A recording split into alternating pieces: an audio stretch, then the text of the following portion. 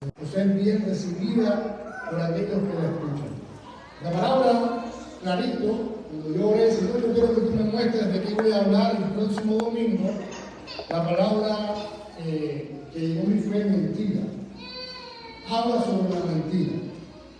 Y no voy a hablar específicamente o así literalmente sobre la mentira, pero sí voy a hablar sobre una historia que comenzó en los inicios de la iglesia y que tiene, por supuesto, grandes verdades de las que todos necesitamos aprender. Así que les invito a buscar Hechos capítulo 5, versículo del 1 al 11.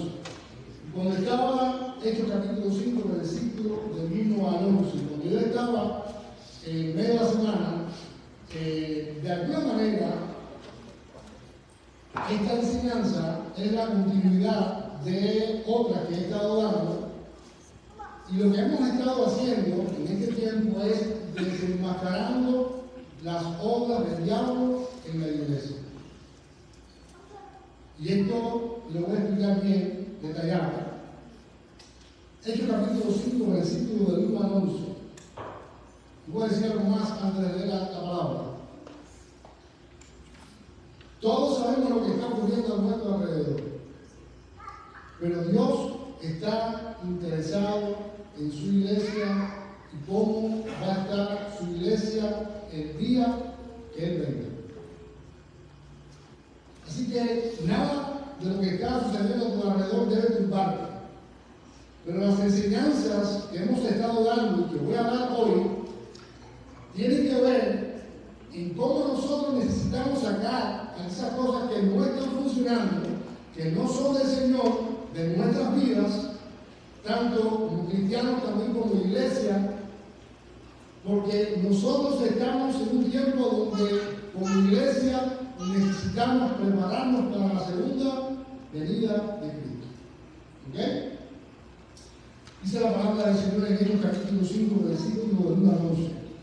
Pero cierto hombre llamado Ananías, con Safira su mujer, vendió una heredad y sustrajo del precio, sabiéndolo también su mujer, y trayendo solo una parte, la puso a los pies de los apóstoles. Y dijo Pedro a Ananías: ¿por qué llenó Satanás tu corazón para que mintieses al Espíritu Santo y sustrajeses del precio de la heredad? Reteniéndola no se quedaba a ti, y vendida no estaba en tu poder. ¿Por qué pusiste esto en tu corazón? No has mentido a los hombres, sino a Dios. Al oír Ananías estas palabras, cayó y expiró. Y vino un gran temor sobre todos los que lo oyeron. Levantándose los jóvenes, lo envolvieron y sacándolo, lo sepultaron. Pasado un lapso como de 3 horas, sucedió que entró su mujer, no sabiendo lo que había acontecido. Entonces Pedro le dijo: dime, ¿vendiste en tanto la heredad? Ella dijo: sí, en tanto. Y Pedro le dijo: ¿por qué convinisteis a intentar al Espíritu Santo? He aquí a la puerta los pies de los que han sepultado a tu marido, y te sacarán a ti. Al instante ella cayó a los pies de él y expiró. Cuando entraron los jóvenes, le hallaron muerta, la sacaron, la sepultaron junto a su marido, y vino gran temor sobre toda la iglesia y sobre todos los que oyeron estas cosas. Esta historia me recuerda un dicho de una abuela que decía: primero se agarra a un mentiroso y a un cojo. Hay otro dicho que es popular que dice: la mentira tiene patas cortas y la verdad siempre la alcanza. Y voy a comenzar normalmente con un predicador vea siempre, pero voy a empezar diciendo lo más importante. Esta pareja quiso introducir en la primera iglesia, la iglesia primigenia, un estilo de vida basado en la mentira y la simulación. Ahora, para poder entender un poco toda esta historia, el contexto en el que se está moviendo esta historia es que tendríamos que leer Hechos capítulo 4, versículos del 32 al 37. Y la multitud de los que habían creído era un corazón y un alma.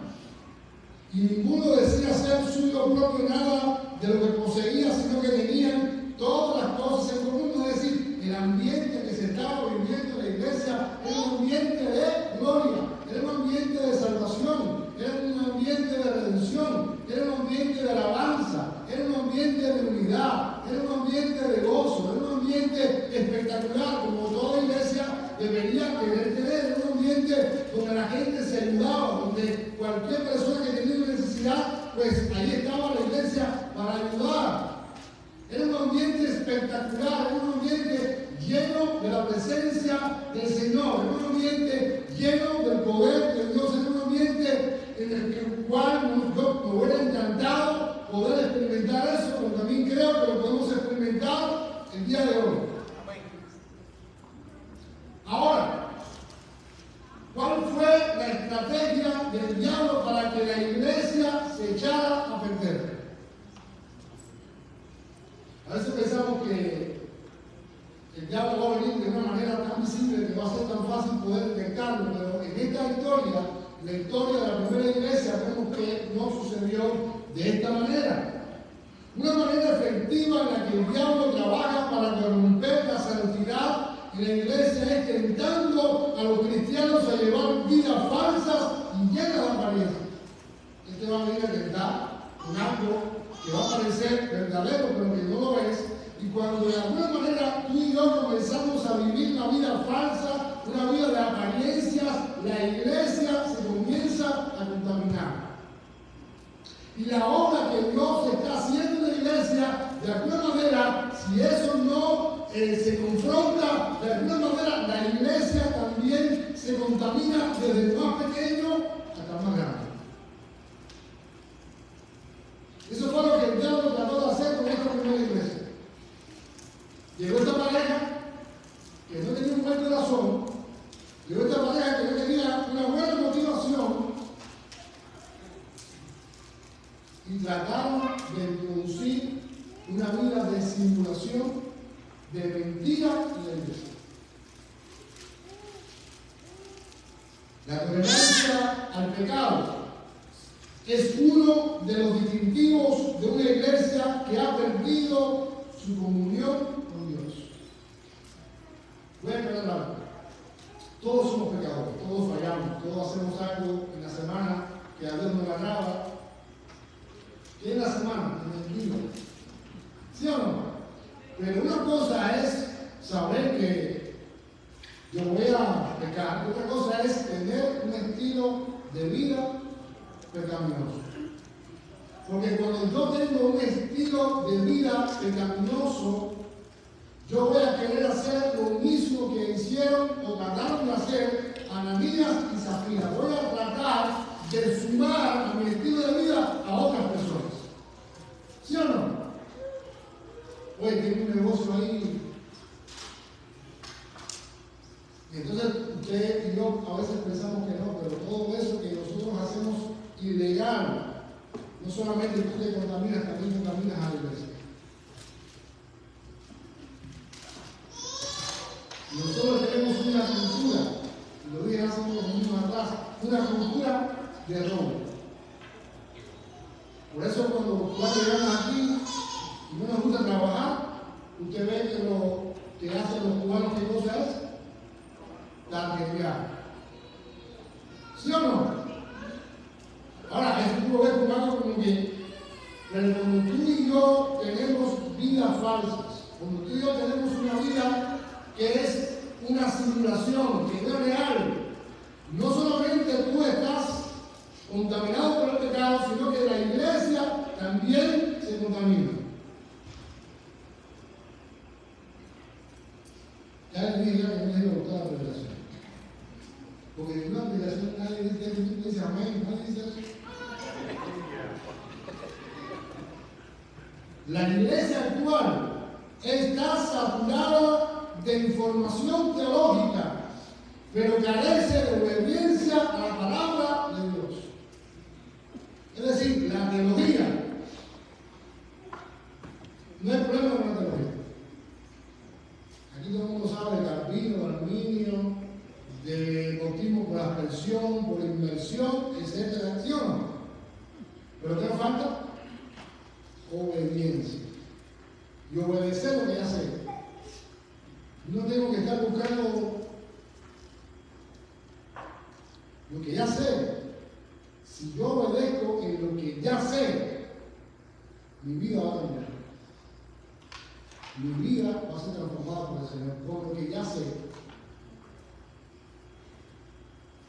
No con algo, y ustedes saben, hay gente que quiere algo nuevo. Esa gente nunca aprende nada.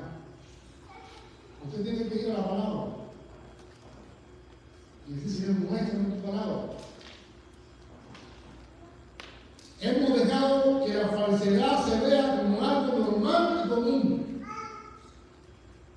Y me perdonan los que no son cubanos, pero tenemos un dicho que es: estoy en la lucha. Entonces, yo he hablado, pero voy a cubanizar un poco de la gente. Estoy en la lucha de la palabra que se ha utilizado por robo. ¿Sí o no? Pero eso que es falso, eso que no viene de parte del Señor, lo hemos convertido como en algo normal. Y justificamos todas nuestras malas acciones. Pero cuando tú y yo justificamos todo lo malo, no creas que te va a ir bien, te va a ir mal. Entonces hay bueno, ahorita voy a decir que hubiera hecho un pedo en los tiempos de hoy si hubiera sido un hombre contaminado. Pero van a venir, seguro, mucha gente a querer ofrecerte algo que no viene de parte del Señor. Pero si en ese momento tú le dices, Señor, tú sabes cómo está esto, tengo que hacerlo. Ya ahí le diste entrada al pecado. Cuando tú le das entrada al pecado, tú sabes cuándo entra, porque tú no sabes de qué manera tú vas a poder salir, porque cada paso que vas a dar en esa dirección te va a hundir más y más en el pecado. Tanto que tu sensibilidad espiritual se va a ir apagando, donde poco a poco vas a ir dejando de escuchar al Señor. Entonces yo voy a hacer una pregunta. ¿Cuántos queremos que la iglesia sea bendecida? Tenemos que dejar de ser falsos y dejar de ser y dejar de circular la vida que no tenemos.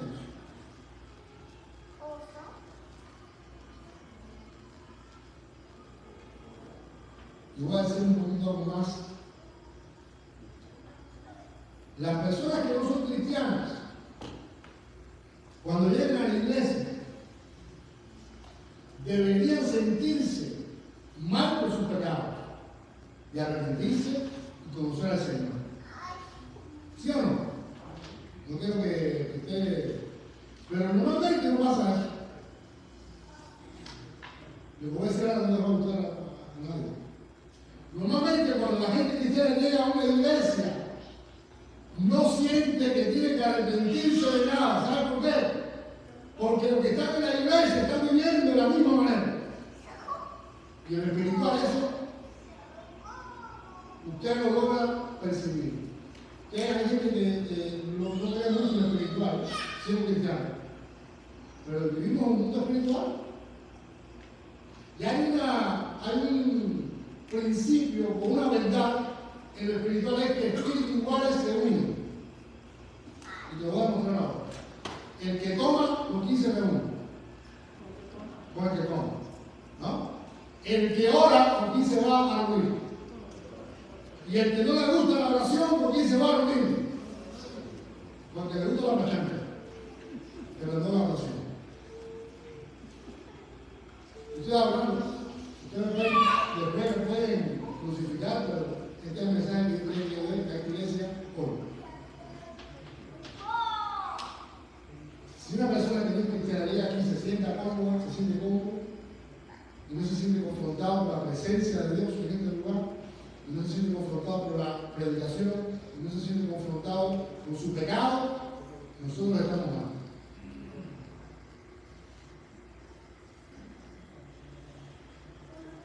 El cristianismo verdadero busca la santidad y como resultado de la santidad, el Señor capacita a sus hijos para poder discernir entre lo falso y lo verdadero. Cuando yo busco la santidad, Dios se manifiesta en mi vida y yo comienzo a ver las cosas de una manera más clara, todo lo bien, claro.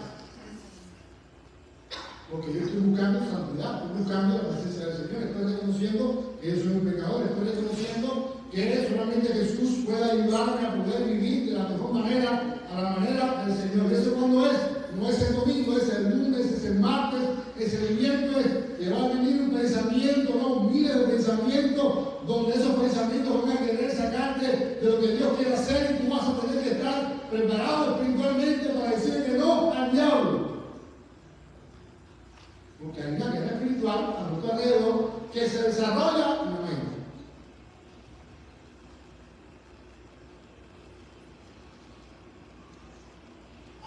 ¿De qué forma una iglesia puede prosperar si entre todos tapamos el pecado y no lo confrontamos? Porque esa es la hora. Si tú ves a tu hermano que lo está haciendo mal, llámalo. Y si no te hace caso, llama a otros dos. Y si no te hace caso, llévalo a la iglesia. ¿Qué hacemos nosotros? Escondemos el pecado con Acán.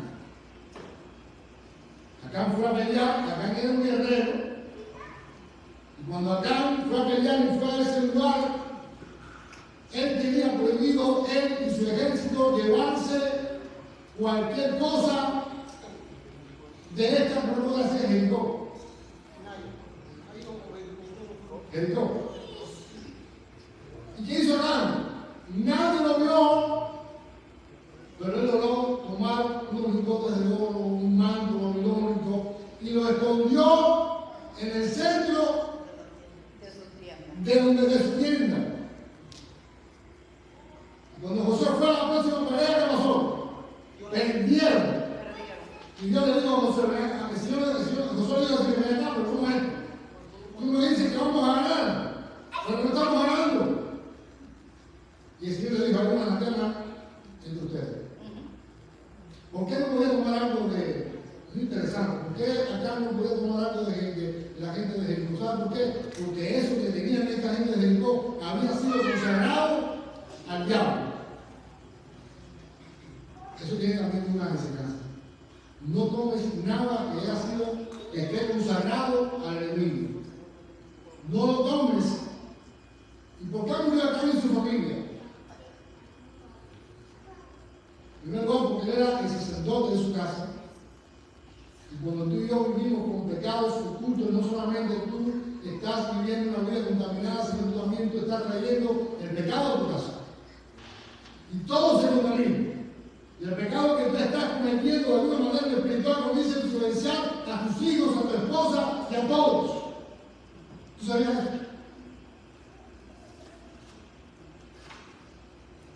¿Usted se imagina a Pedro? En los tiempos de hoy, Pedro contaminado llega a Ananías y Zafira, lo encuentra, aquí lo tenemos todo. Esta gente quería buscar reconocimiento, porque ellos habían visto la historia de José, Bernabé.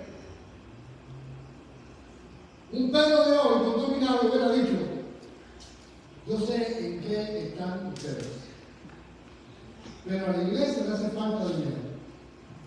Entonces, yo voy a tomar el dinero y allá ustedes con el Señor.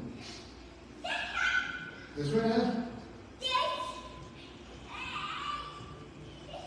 Pero la historia no es así. La historia habla de que Pedro confrontó el pecado y Pedro le dijo a Zafira, ¿cómo? Y lo voy a leer en la nota de su viviente, ¿cómo pudieron ustedes dos siquiera pensar en conspirar para poner a prueba al Espíritu Santo del Señor de esta manera? Dice, no era cualquier cosa, ellos querían dar, sí, ellos querían dar la apariencia de que ellos eran gente que lo habían dado todo.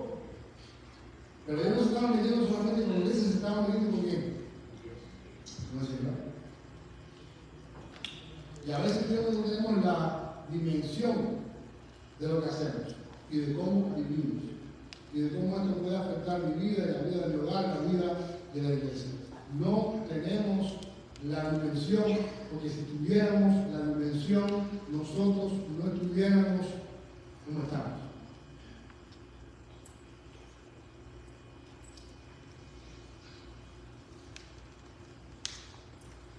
Pedro le dice, los jóvenes que enterraron a su esposo, él sabía, están justo afuera de la puerta, ellos también te sacarán cargando a ti. Él no con mentiroso. Al instante él cayó al suelo y murió. Cuando los jóvenes entraron y vieron que estaba muerta, la sacaron y la enterraron al lado de su esposo. Versículo 11. Gran temor se apoderó de toda la iglesia y de todos los que oyeron lo que había sucedido. La gente dijeron, a esa iglesia no muere. A no ser que Dios esté debajo. Porque si hubo esa iglesia, cuando yo llegue, ellos van a conocer mis intenciones. Y tú ves que otra iglesia, y no hablo de esta iglesia, pero tú ves que otra iglesia está como Camila, ciega, sorda y muda. En lo espiritual, tú tienes que tener discernimiento como hijo de Dios y nosotros como iglesia. Porque ustedes que tienen hijos, tienes que tener discernimiento con quién se reúne tu hijo. ¿Sí o no? O tú vas a dejar que ellos se reúnan porque ellos no entienden. Entonces, la iglesia, como iglesia, necesitamos tener discernimiento. Y eso lo da cuando tú y yo buscamos al Señor y buscamos santidad. Eso no viene de otra manera que orando, buscando a Dios, leyendo la palabra, ayunando, levantándote de madrugada para orar, etcétera, etcétera, etcétera. Porque si no, sí, somos un grupo de personas que Dios ha salvado, pero que no tenemos ningún tipo de relación con el Señor. Yo voy a acabar el pasaje. Pero antes, Proverbios capítulo 6, versículos de 16 a 19 dice: 6 cosas aborrece Jehová, y aún 7 abomina su alma: los ojos altivos, la lengua. O sea, hay que tener cuidado, porque si uno se convierte en un momento de mentiroso, o sea, que dice la mentira en un momento que uno se cree lo que.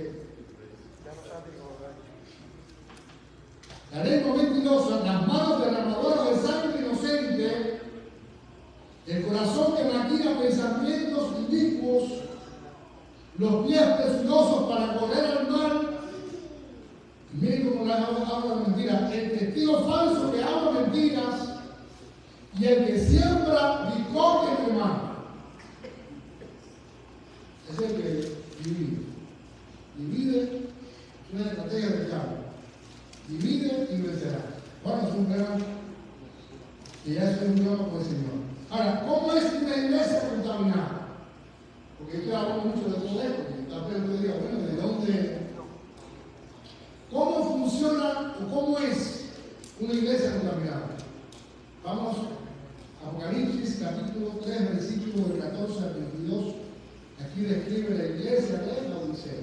Y algunos que estudian Apocalipsis, algunos estudiosos dicen que cuando tú miras las 7 iglesias, una postura, que cada iglesia representa una etapa, pero la primera iglesia representa la primera etapa de la historia de la iglesia, y así hasta llegar a la última iglesia, que se supone que la Odisea representa a la última iglesia antes de que Cristo venga. ¿Okay? Dice el capítulo 3, versículo 14, escribe al ángel de la iglesia, al pastor: he aquí el amén, el testigo fiel y verdadero, el principio de la creación de Dios, dice esto: yo conozco tus obras, que ni eres frío ni caliente. Es decir, que da lo mismo una cosa que otra. Hoy estás bien, pero estás mal. ¿Qué cosa es la iglesia de la Odisea? Una iglesia que tiene una doble vida, una iglesia que simula, una iglesia que no toma las cosas del Señor en serio. Ojalá fuese frío o caliente. Pero por cuanto eres tibio y no frío ni caliente, te vomitaré de mi boca. Algunos dicen que en la Odisea había unos arroyos que el agua no era ni tibia, perdón, no era ni fría ni caliente, sino que el agua era tibia, y que la gente cuando llegaba con ganas de tomar agua, esa agua tibia que tomaban les producía ganas de vomitar. Por eso el Señor está mencionando y de esta manera les está hablando. Porque tú dices, la iglesia dice, fíjense, yo soy rico y me he enriquecido y de ninguna cosa tengo necesidad. Una iglesia autosuficiente. Yo puedo, nosotros podemos. Tenemos toda la tecnología, tenemos toda la teología, nos la sabemos todas, sabemos para dónde va. Es una iglesia que no consulta ni va a Dios para preguntarle a Dios cómo nosotros vamos a hacer las cosas. Por eso en septiembre queremos empezar a hablar acerca de la iglesia, la estructura, la visión, qué es lo que Dios quiere para esta iglesia a partir del año que viene, cómo Dios nos quiere proyectar, qué vamos a alcanzar. Pero esta iglesia no ha consultado al Señor. A ellos les da lo mismo una cosa que otra. Y no sabes, dice el Señor, que eres un desventurado, miserable, pobre, ciego y desnudo. Y también se dice que no sé si en esta zona o en otra zona, esta gente era muy buena con el tema de los vestidos. Ellos tenían como una fábrica donde producían vestimenta. Y está diciendo el Señor a la iglesia, ustedes que van tan lindos a curso, ustedes están desnudos.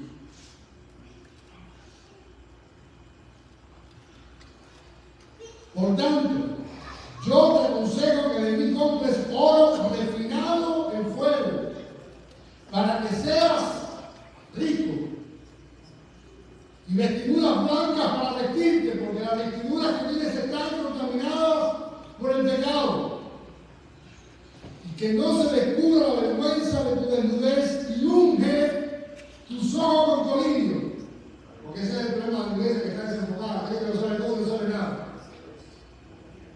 Señor, dime para dónde voy, qué hago con mi vida. ¿Cómo tú quieres para el año que viene? ¿Qué tú quieres para el mes que viene? ¿Hacia dónde voy? ¿Cómo quieres que yo haga las cosas? Y no estar viviendo de forma automática. Si no tenemos la dirección del Señor, no vamos a tener su respaldo. Si no tenemos el respaldo del Señor, estamos en este lugar como iglesia.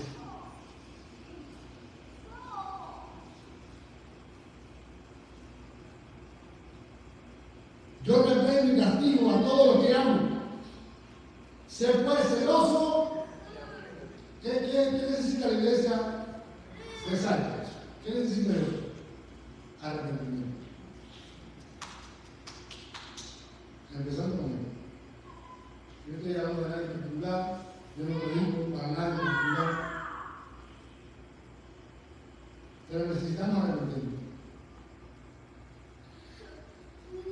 Pero lo que no me llama la atención de este texto es un texto que es un versículo que se ha usado tanto para el evangelismo, pero no es para la iglesia. Que es el versículo 20 que Jesús le dice a la iglesia: he aquí, yo estoy a la puerta. ¿Dónde tiene que ver a Jesús? Es decir, imagínense, esta gente cantando, alabando, a no estar amenazando, pero tenían a Jesús afuera. Yo pregunto, ¿dónde tú y yo tenemos a Jesús? ¿Fuera? ¿O Él está gobernando mi vida? ¿O Él está dirigiendo mi vida? ¿Dónde lo tenemos? Y Jesús dice, si alguno, eso me llama la atención, si alguno de los que está allá adentro, en medio del bullicio, en medio de la alabanza, me escucha, puede ser que alguno de nosotros prestado hoy para vivir una vida consagrada al Señor. Puede ser que otro no, porque eso depende de ti y depende de mí. ¿Sabe la historia del pajarito? Una historia antigua, un hombre sabio, unos jóvenes que quisieron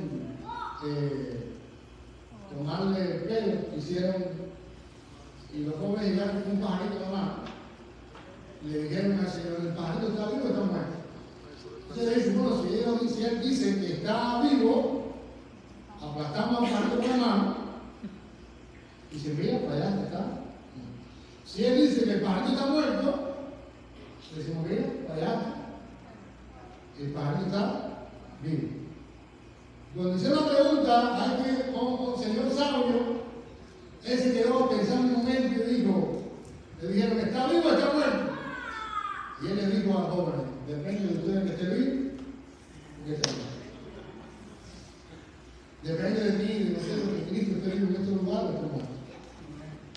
Depende de nosotros que nosotros seamos una iglesia avivada, llena del Espíritu Santo, donde Dios me palabra extra, donde Dios me edifique, donde Dios me hable, donde yo esté pensando no en lo que me hizo mi hermano, sino yo estoy pensando en lo que Dios quiere que vaya.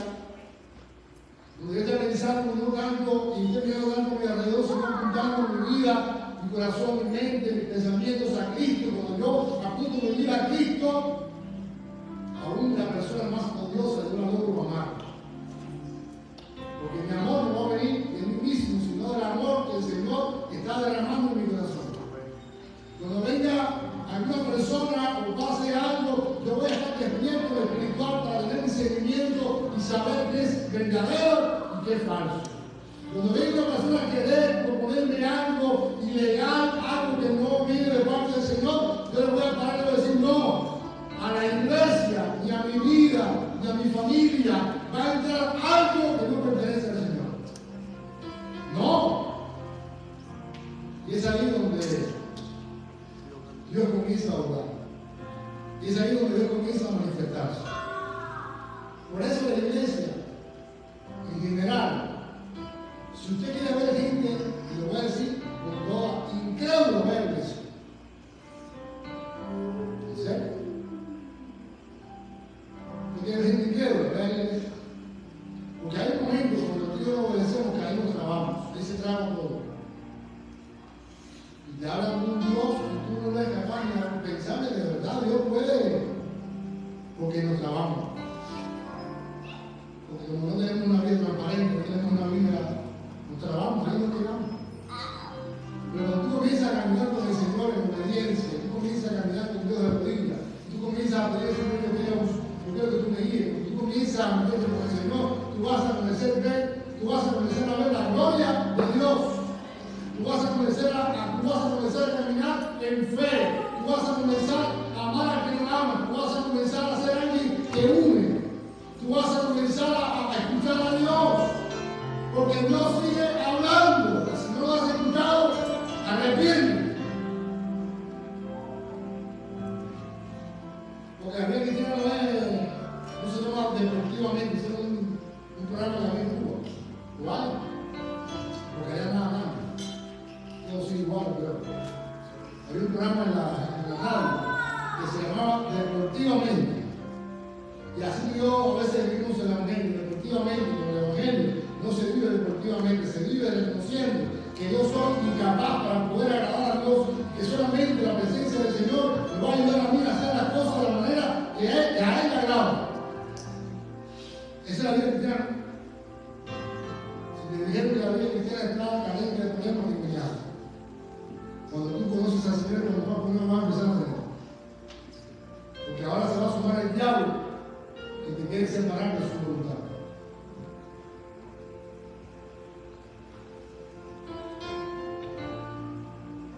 La nueva traducción viviente dice: por lo tanto, sé diligente y arrepiéntete de tu indiferencia.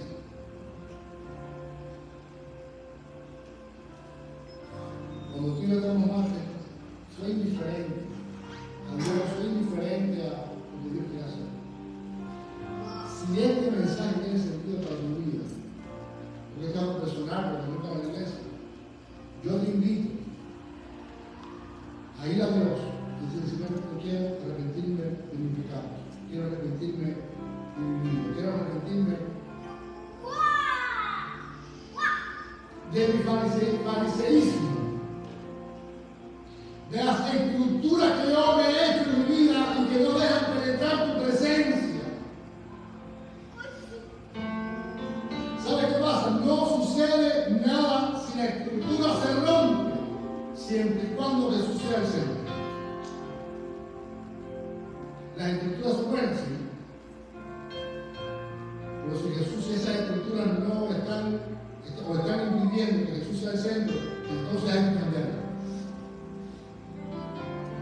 Señor, y eso que tenemos valentía, remueve todo lo que hay en mi vida, remueve todo lo que hay en mi vida que no te agrada, remuévelo, quítalo de mi vida, quítalo de mi corazón. Quiero vivir para ti de una manera en santidad, quiero vivir para ti enamorado, punto. Tú vas a poder comenzar a ver a Dios de una manera diferente.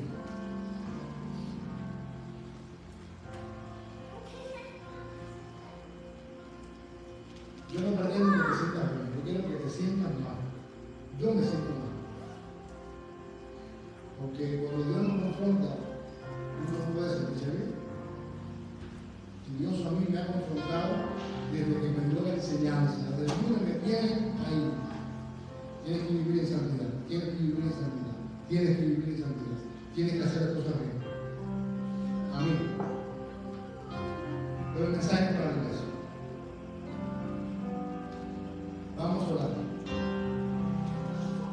Antes de orar, ahorita como me parece, uno dice, cuando vengas para acá, cuando tú entres a este lugar, dice la Biblia, entra con acción de gracias. Yo aprendí una cosa una vez. Cuando yo estoy mal espiritualmente, yo creo que Dios se va a ofender si no lo alabo. ¿Te pasa? ¿Sí o no? ¿Te pasa? ¿Te pasa, sí o no? ¿Me pasa a mí? ¿Puede ser que te pasa a mí? No, no. Es decir, cuando yo estoy mal delante de Dios, yo en vez de alabar a Dios, yo me apoco, porque yo digo, ¿cómo Dios va a recibir mi alabanza? Pero me di cuenta un día que eso no viene de parte del Señor, ese pensamiento no viene de parte del Señor.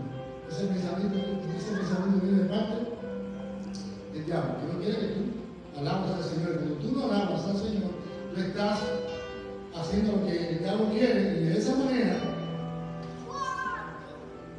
de alguna manera estás brindándole algún tipo de adoración a Él. Entonces, cuando tú entres por ahí, lo único que viene, puede ser que te sientas hecho tierra. No importa. Señor, yo vengo aquí a adorarte, yo vengo aquí a exaltarte, yo vengo aquí a, Señor, perdóname, me arrepiento, restáurame, cámbiame, ayúdame. Porque ese tiempo para, ese tiempo para eso. Mente con Dios. Lo que está mal, quítalo, Señor, ayúdame. Pero no pierdas una oportunidad de alabar a tu Dios porque te sientas mal. Exalta. Abre tu corazón, abre tu brazo. Él se va a encargar de seguir obrando en tu corazón y en tu vida. Porque el que comenzó la buena obra la va a perfeccionar hasta el día de Jesús. Dios está hablando. Vamos a orar. Si quieres arrodillarte, hazlo. Yo lo voy a hacer. Porque yo creo que el mejor lugar donde puedo estar ahora mismo es en las rodillas delante del Señor. Y Dios está llamando a su iglesia a arrepentimiento.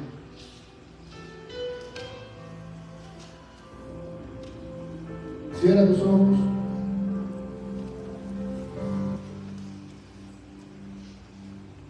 Habla con el Señor. Y toda esa carga quieres, derrámalo delante de Jesús hoy. No esperes a mañana, no esperes a pasado. Dile al Señor todo lo que está sucediendo en tu vida. No dejes que el enemigo siga ganando la batalla. Derrama tu corazón. Hoy, Señor, derrama mi corazón delante de ti. Perdóname, Señor. Perdóname por no vivir conforme al corazón, Señor. Perdóname por no estar, Señor, todo el tiempo de una manera transparente, Jesús.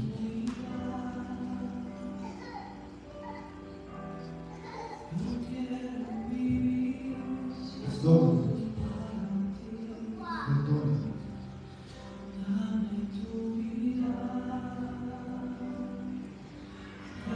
Resucita